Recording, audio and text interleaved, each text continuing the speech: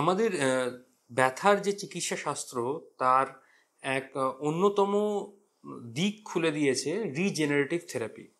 এই রিজেনারেটিভ থেরাপির এক বিশেষ প্রণালীর নাম হলো প্লেটলেট রিচ প্লাজমা থেরাপি।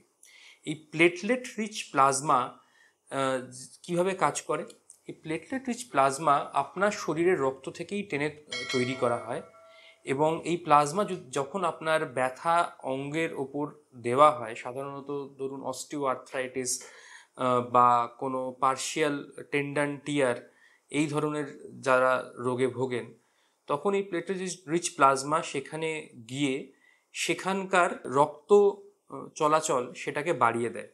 এই রক্ত চলাচল বেড়ে যাওয়ার ফলে সেখানে আপনার যে সেরে ওঠার যে পদ্ধতি সেটা এক বুস্ট পায়, যার দ্বারা এই সেরে ওঠাটা অনেক তাড়াতাড়ি অনেক দ্রুত হয়ে যায়, এবং দীর্ঘস্থায়ী ব্যথা থেকে নিরাময় পাওয়া সম্ভব।